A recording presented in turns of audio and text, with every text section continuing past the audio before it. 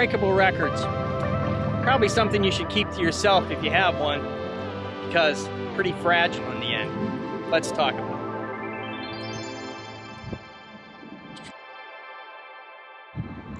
There's nothing quite so fragile as an unbreakable record. That's what round-the-world record-setting pilot Clay Lay discovered in February of 1988. That's when Gulfstream Aerospace president Alan Paulson flew one of his company's G4s and shattered the once around the planet record by a whopping 45 minutes and 41 seconds. What is crazy is that the previous record was set by Lacey just a month earlier when he piloted a Boeing 747 SP once around the planet. Boeing stated that no current aircraft could best the 747 SP's record. Haha, the gauntlet was dropped, and it didn't take long for Boeing to eat its words. Paulson and the G4 set 11 round-the-world marks during the flight, and the records are held at the National Aeronautic Association. Paulson's G4 was dubbed the Pursuit of Perfection, and it was a stripped-down version from what the usual Gulfstream luxury was, and it was fitted with an extra 1,200-gallon fuel tank. That's pretty smart. 3 Gulfstream pilots and an official from the NAA as an observer accompanied Paulson on the flight, and his comment to Boeing's Unbreakable record was that Boeing forgot what David did to Goliath. That record stands today, but I wonder for how long.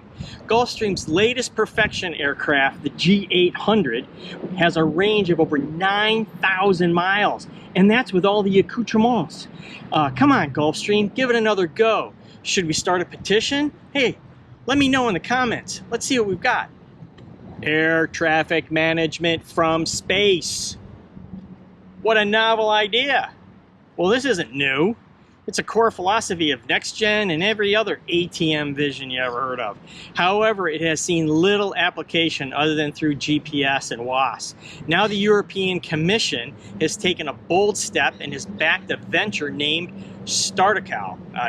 Maybe I'm saying that wrong, but it looks like Startical to me. Which was created by Indra and Air to launch a constellation of small satellites to improve air traffic management. What a novel idea. At least there's money behind it. The objective of the investment is to validate and quantify the advantages and reliability and availability of space infrastructure intended to transform ATM, including decarbonization objectives set for 2050 in Europe. They could probably do this with a literature search, but hey, if you can launch some satellites and some rockets, hey, I'm all for it. The investment objectives go way beyond ATM, though. It is intended to position the Spanish and European industry at the forefront of the global market of space management, not just airspace like the NAS, but above, like space, and below, like UTM. Deploying small satellites, which would be replaced every 5 years, will ensure a constant workflow and allow for the constant development of new technologies and capabilities. To start, just 2. They'll launch just 2 small satellites to provide VHF and data communications and ADS-B services for ATC and airlines. They intend to cover oceanic, polar, remote areas where existing systems don't cover anything. And they'll show the feasibility and the potential environmental impact on ATM services that space could offer. Cool. They also see it as a way to pave the way for regulators to establish rules for the deployment and optimization of routes. It's kind of an important thing since regulations seem to be the thing that's lagging. Think about UTM. Regulations are what's holding things up. It just seems odd to be making an investment like this. The FAA has been playing around with this concept for years. Aviation is already certified by the European Union Aviation Safety Agency for ADS-B services utilizing satellites. Voice and data communications as the capability is a real difference here, though. But I think we should know a lot about what it takes to have satellite voice and data. I mean, this doesn't seem incredibly researchy to me. But thanks to some investment, there soon will be more competition for space-based infrastructure for UTM, and commercial space operations. Hey, is the FAA even in this game? I kind of thought that airport parking was a ripoff, but boy was I wrong. It's the ramp charges. A Russian-owned Antonov AN-124 has been racking up parking fees of $1,065 a day at Toronto Pearson Airport.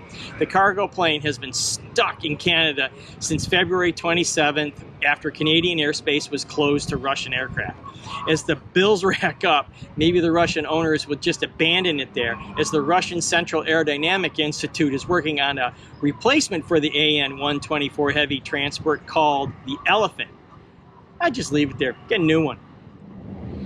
Hey, lots of media attention has been on the cancellation, and you see all these photos of chaos at airports. So where are those photos from? Well, the top airport, U.S. airports suffering from cancellations, you know, mixtures of people that you always think have delays and chaos and people that don't. So, hey, number one, Newark.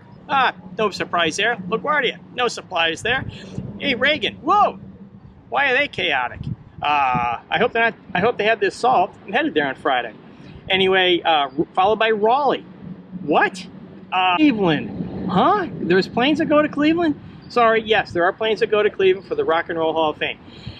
Pittsburgh? Okay.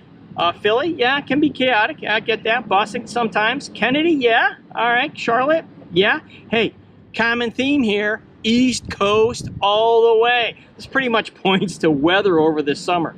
It's not any of that other stuff. Hey, it's weather. You don't see Dallas, you don't see St. Louis, you don't see Chicago, you don't see LA, you don't see Denver, you don't see Phoenix, you don't see all those places on the list, and the weather's been a little bit better. Hot, it's been very hot, but it hasn't been as traumatic as the East Coast and thunderstorms. So, since they're not on there, they're not on the list, the airlines, of course, haven't been shy about complaining that it's all ATC's fault. But surprisingly enough, Orlando and Miami aren't on that list either, and that's where the complaints are stemming from. But it was nice to see that United finally came clean, and the United CEO did apologize for blaming the FAA last week. You know, the FAA continues to look and evaluate, and then look some more, maybe evaluate some more, then look some more at counter-drone technology. As the world moves on, security concerns continue, and other people decide on solutions, and here in the United States, we're just thinking about it. But FIFA, the international recognized soccer league, World Cup is being held in Qatar in November and December of this year. And addressing the threat of rogue UAS at such a large event, the Ministry of Interior has selected Fordham Technologies to detect and defeat rogue drones for the World Cup games. Awesome. Fordham will be deploying their end-to-end solution called Skydome system that classifies threats and mitigates them autonomously with its interceptor drone, the Drone Hunter. One key thing about Fordham is they have some really cool names for their gear. At the heart of the Fordham Skydome system is a radar called TrueView, which is a super compact, AI-enabled, networkable radar, which is designed to work in sort of these urban environments, crowded places like sports events and airports. So here in the U.S., no one except the NFL and a very few others can deploy a counter-UAS solution, and we are painfully awaiting the FAA to complete its demonstrations and testing. And certainly COVID has caused some delays, but the security threat certainly didn't slow down. So the FAA needs a mandate or something just to get this done. Either through appropriations, reauthorization, something. They need to complete their part of the job because that's only a piece of it. Then we have to figure out how people are going to buy them and deploy them. So move the technology forward, get the testing done, and let's get it on a vehicle so we can deploy it. It's happening all over the world except for here. Thanks for joining me today. Remember, leave me a comment on what you liked and didn't like. See if we want to start a petition for another round the world record flight. We'll talk to you next time.